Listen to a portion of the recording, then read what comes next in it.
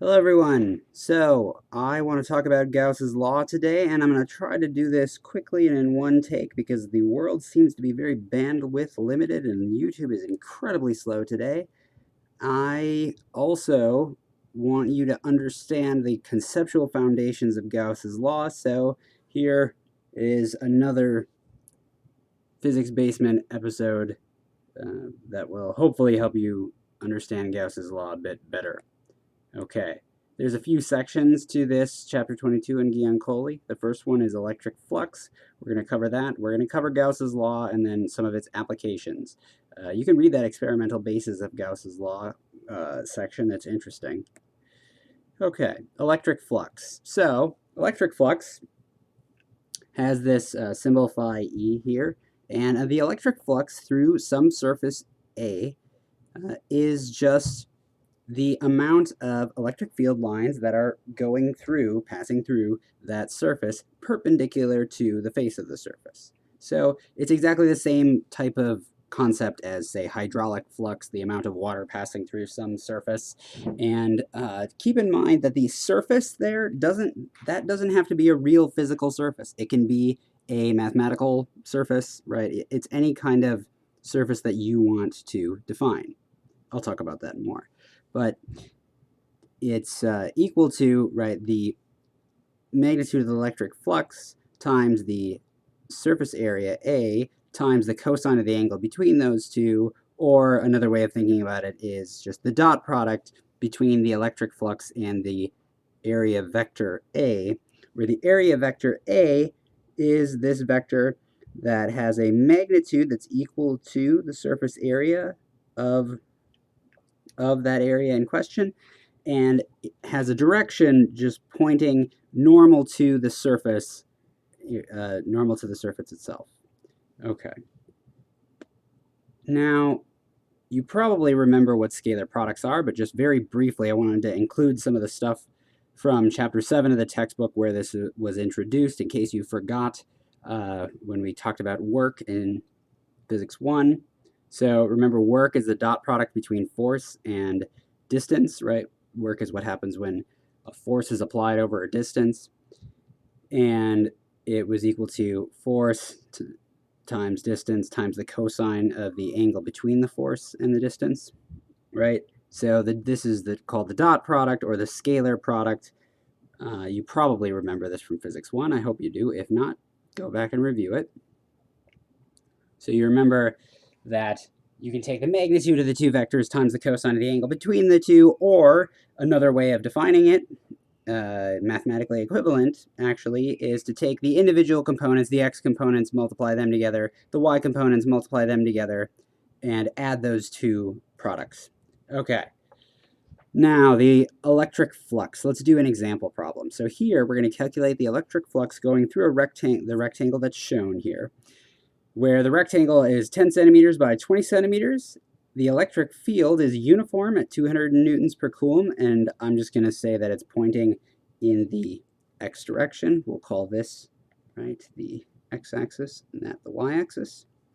And the electric field so the area is angled at a 30-degree angle to the electric field E.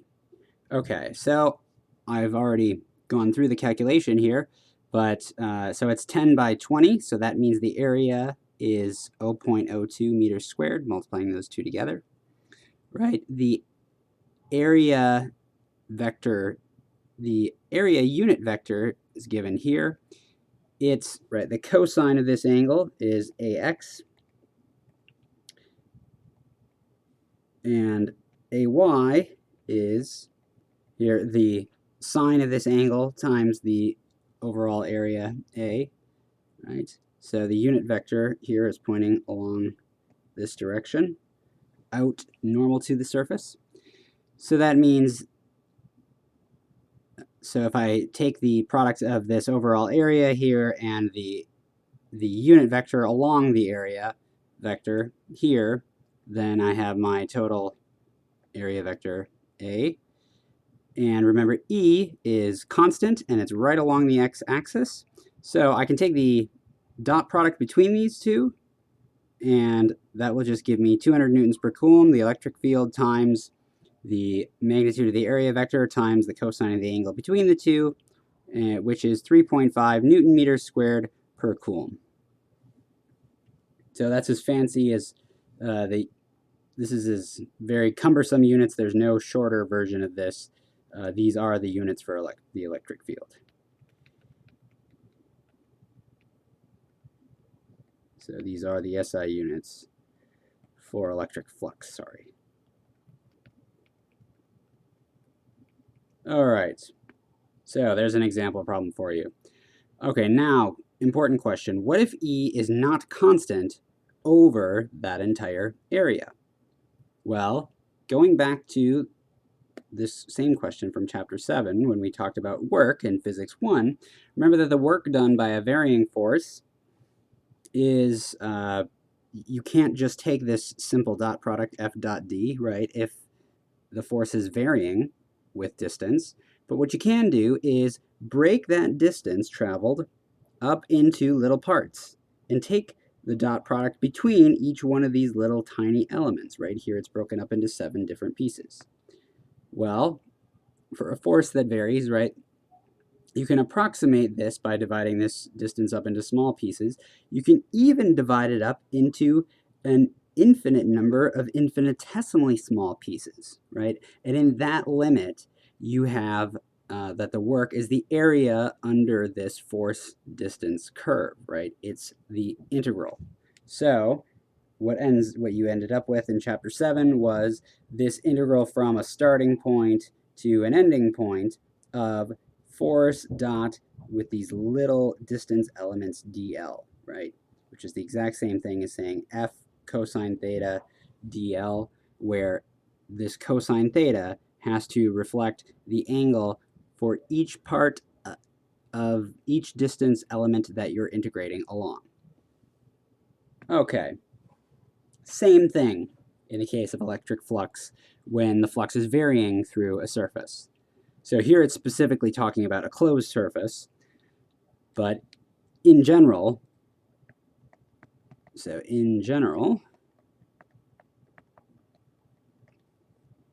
you can use that E, the electric flux through any surface is just the integral of E dot dA. Okay, so you're going to take, so this is exactly the same thing as saying E dot A in the case that E does not vary over A, but in the limit where, or in the case where E changes over different elements of dA, then what you're going to have to do is take this area, divide it up into tiny little pieces, and take the dot product between the electric field here in this single part here with the area element dA that makes up this tiny square. And then the electric field, it can be allowed to change over the course, over the surface into different values. And when you sum these things together, then you end up with the proper answer, right? That reflects this change in the electric field over different parts of the surface. Okay, so this is true in general.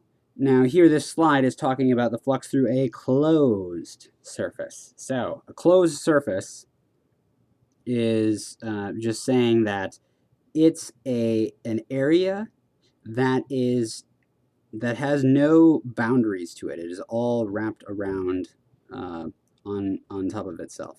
Okay, what do I mean by that? I mean that it's the boundary of a 3D volume, right? With no edges to it. So here's, so think about it. How many edges are there on the surface area surrounding a sphere? Right? There are none. Okay? Here I drew a square. Square has 4 edges. There are none on the area that makes up the surface area of a sphere, right? The whole thing is entirely connected. So this is a closed surface. Okay, when we talk about this integral over a closed surface, that's when this little circle shows up around the integral. This thing tells you to do the integral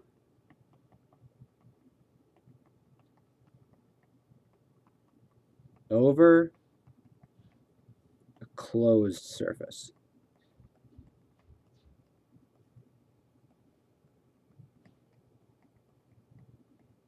Okay, this is important because Gauss's law is going to have one of these integrals in there, and Gauss's law will not hold unless you do this integral over a closed surface. It's very important. A closed surface is the boundary of some 3D surface, any 3D surface.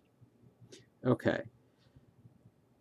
So the flux through a closed surface then is made up of one of these integrals that goes around the boundary of some volume.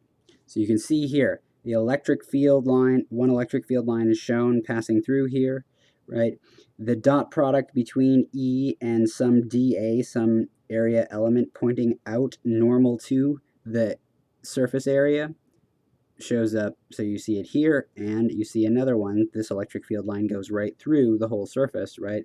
And it's pointing out in this direction here. So each one of these small patches would contribute to the overall flux going out through this whole surface here. Okay, on to Gauss's law. Gauss's law states that the net number of electric field lines through a surface is proportional to the charge enclosed within that surface. Okay, so Gauss's law states here is the electric flux through a closed surface on the left-hand side here.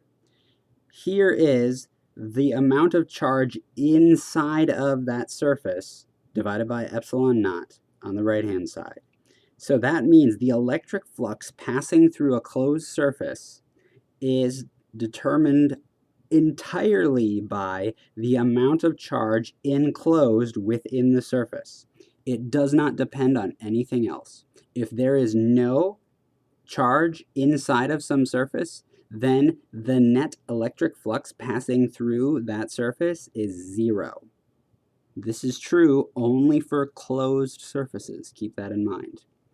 And the reason why we use Gauss's law at all in physics 2 is because this can be used to find the electric field in situations with a high degree of symmetry. Okay, if there's not a high degree of symmetry in the problem, then Gauss's law is still true, but it's probably not going to be helpful for you. Okay, let's just try and drive this home a little bit more. I'm going to make the claim that this actually makes sense. Okay, so here I have a few different Gaussian surfaces drawn in green. Okay, the green is Gaussian surfaces. In red, I have some charges, and in blue, I'm going to draw some electric field lines. Okay, so remember that the Gaussian surfaces, I've just drawn 3 cubes here.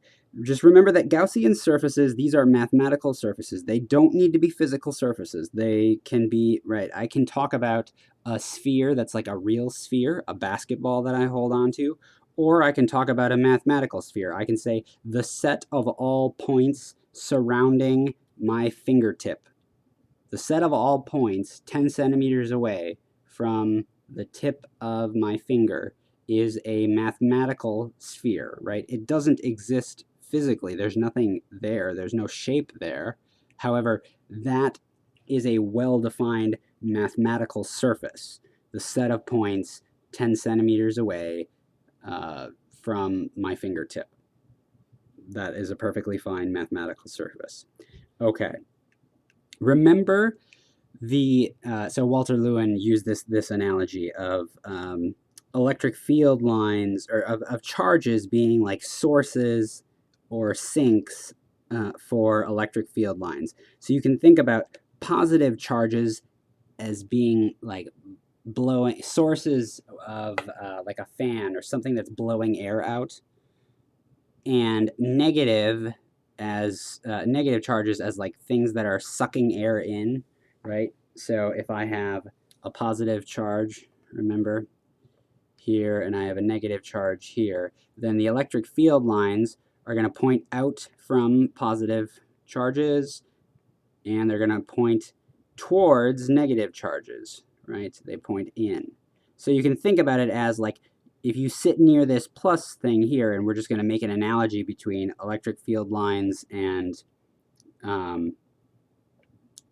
air blowing, okay? This is a source of electric field lines, this positive charge. I can think about it as like some kind of blowing, a leaf blower or something blowing air out, right? And I can think of this negative charge as being, electric field lines point in towards it, or I could also think about it as it being the opposite. It's a vacuum, right? It's sucking air in. So if I wanted to draw the way that the air will flow, right, it's going to go from the positive charges to the negative charges, right? And so this will go out and wrap around, and it'll come back over here. This will go out, around, and it'll come back there, right? The electric field lines point out from these positive charges. They point in towards these negative charges. Okay, what does this have to do with Gauss's law? Okay, let's think about it. So let's say that I want to find the electric flux here through some surface, through this surface right over here, right, where there's just a negative charge inside of it. Well, the electric field lines would have to be pointing right in towards this negative charge here. So the flux is coming in through the surface, right, on all of these sides here. And what you would get is this net negative flux, right? Here's the electric flux, right? Each one of these, so the electric field lines would be pointing in towards the charge here. The area elements always point out normal to a surface, right? So over here on this side, the area element would be pointing out this way, right? Here on the front side, it would be pointing out towards you. dA would be pointing out towards you. Up here, dA would be pointing up, right? So dA is pointing in the opposite direction of the electric fields. So that dot product is going to be a negative quantity. You get this negative flux that surrounds negative charge inside of a box. Okay, now should be fairly easy to convince yourself that you can do the exact opposite with a positive charge, right? A positive charge is like air blowing out, right?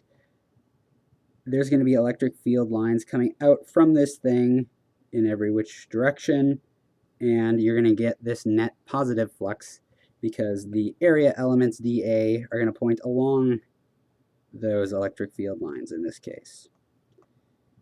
Okay, cool. Now, what if, now the thing about Gauss's law that makes it worth talking about and worth dwelling on, even though it's got this weird integral with a little circle around it and stuff, the thing that makes it worth talking about is that Gauss's law is always true.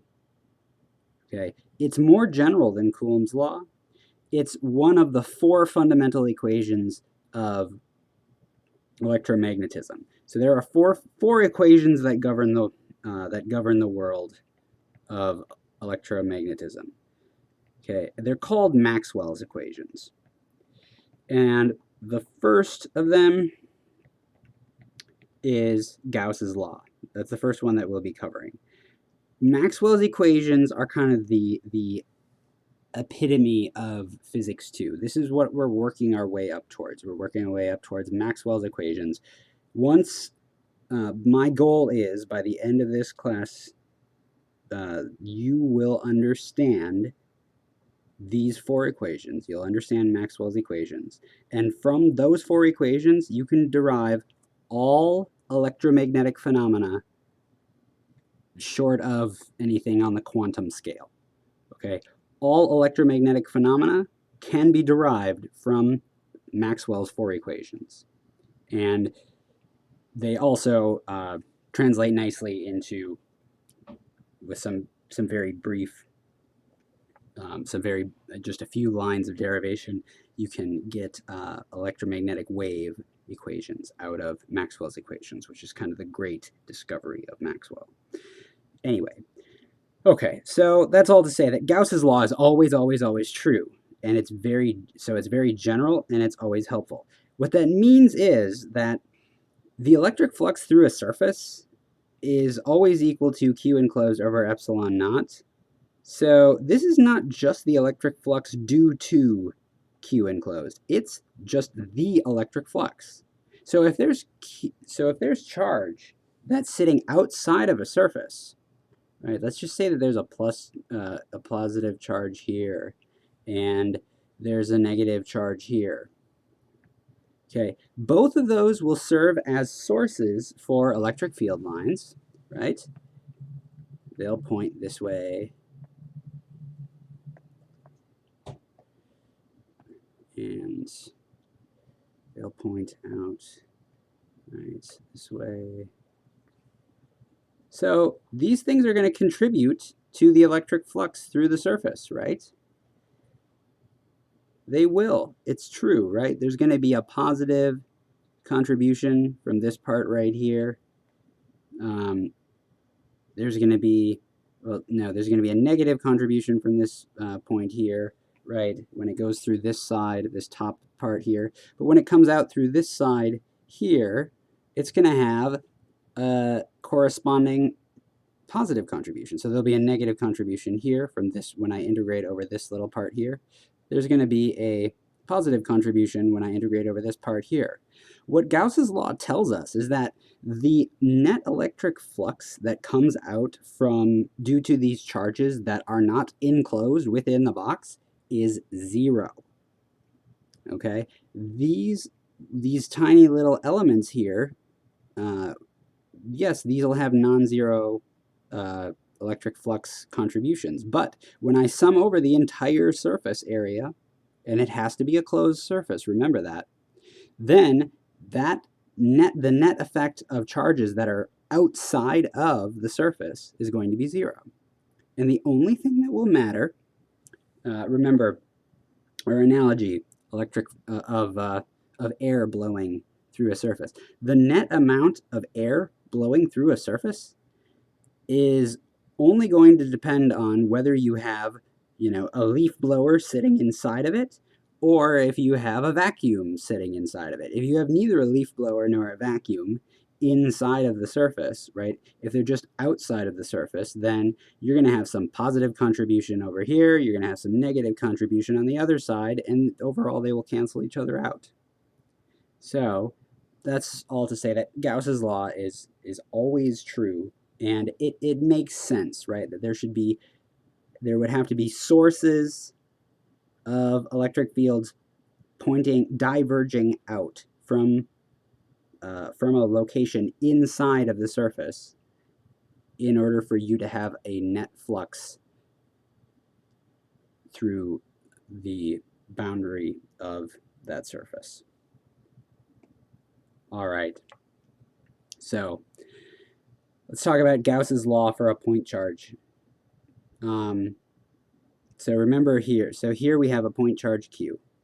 If we wanted to find the electric field, or if we wanted to derive the electric field that exists a distance r, a radial distance r away from a point charge Q, what you could do is, let's just say you didn't know this, you hadn't already learned this. You could use Gauss's law.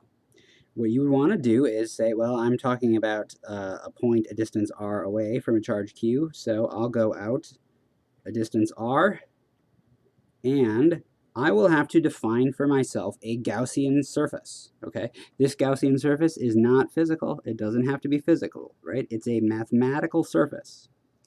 And what you could do is say, I'm going to take the integral around the boundary of this surface, E dot dA, right? And I'm going to use symmetry really nicely, okay? Why would we choose to use a spherical Gaussian surface to find the electric field from a point charge? Because it's symmetrical, and that makes our life easy.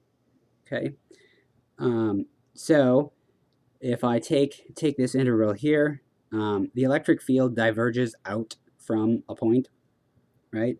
And so if I have a surface that's spherically symmetric about that point, then E and dA are perfectly aligned everywhere along that surface, right? This is the nice thing about doing Gauss's law in spherical symmetry. You can go from this step here to this step here, right? Where this dot product just became multiplication.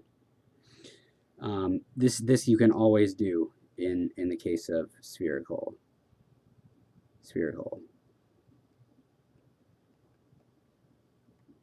In the case of spherical symmetry, right? Because dA and E are always can always be chosen such that they're along one another. Okay, now on the next line from here to here, why can you take E outside of the integral? Because the electric field is going to be the same everywhere along this surface, right?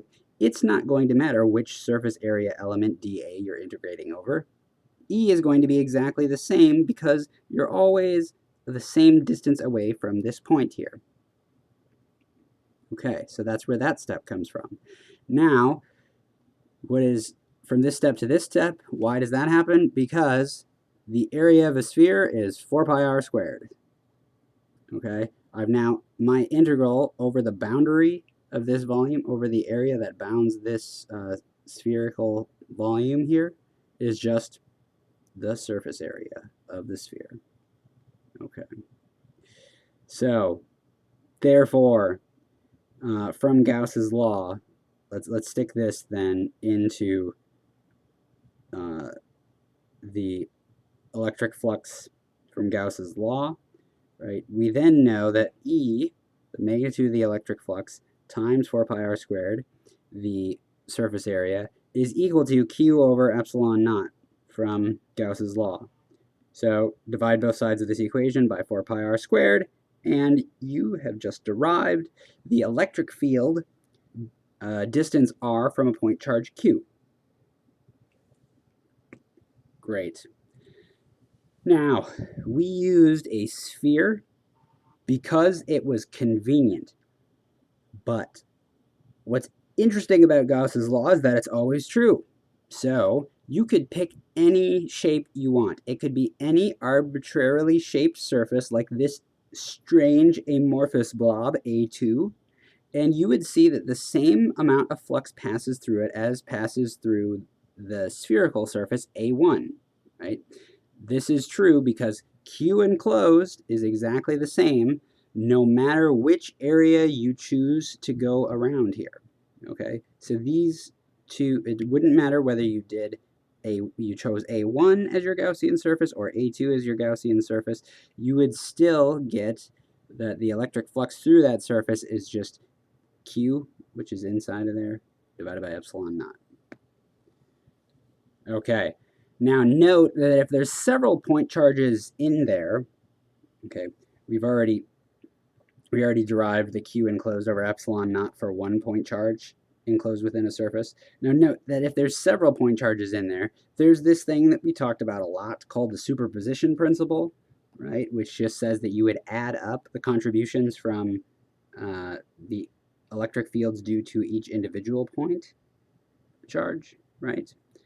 You could just sum up the different electric fields in here, sum up the charges that are sourcing these fields over here, and you would get the exact same thing.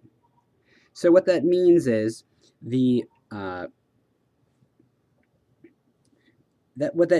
Gauss's law then can be shown to be valid for any charge distribution, right? Because any charge distribution can be thought up as a series of different point charges, right? You can always take a whole bunch of different points together, right, to define some surface or some sphere or something, right?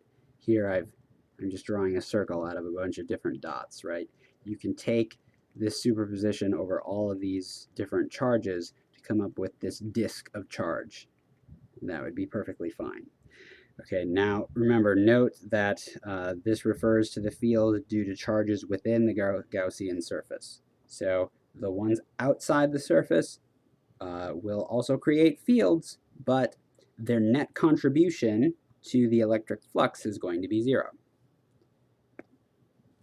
All right, so here's a great conceptual example. Okay, so say that you are considering two different mathematical surfaces, A1 and A2, and the only charge present is the charge Q at the center of surface A1. So this one here. What is the net flux through each surface A1 and A2, which exists side by side, but remember only A1 has the charge Q inside of it. Okay, I want you to pause the video and think about this yourself, write it down, and then hit play, and I'll explain it.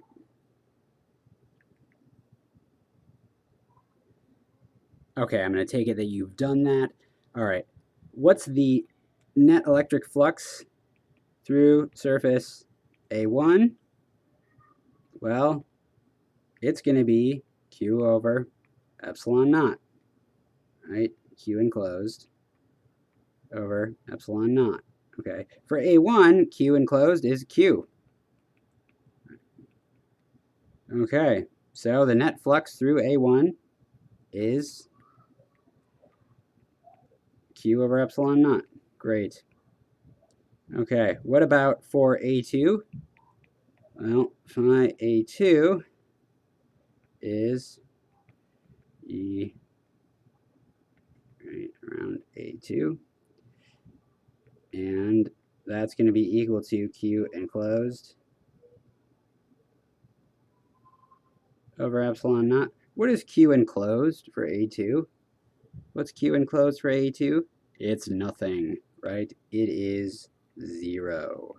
So the electric flux through A2 is equal to 0 because there's no charge inside of it. All right, so here's an example of a thin spherical shell of radius r0, right, that has a net charge Q uniformly distributed over it. Okay, this is otherwise known as a spherical conducting shell. Now, I'm not going to do this one. I am going to refer you to Walter Lewin's video where he does it, so you can watch that. All right, now another application of Gauss's law. So I'm not going to solve this one here in this video. However, I will post a video where I'll solve it, and I will make that available to you. Okay, here's another one. An infinite plane of charge. The charge is uniformly distributed, right, within a surface charge, and it has a surface charge density sigma. Okay, and they want you to use Gauss's law to determine the electric field at the points near the plane. Okay, at some point, say, out here. All right, again, I want you to see Walter Lewin's video. I'll link to it here. You can go and watch his derivation of this. Okay, I will go through and I'm going to post answers for some of these. And I will post answers for some of these problems here. I will link them in the video down below. I hope that this helps you to better understand the context of these Gauss's law calculations. They can look very intimidating with these new symbols, these new integral symbols, and a lot of you are new to integrals as it is, but hopefully this helps you to shore up how this makes sense on a conceptual level.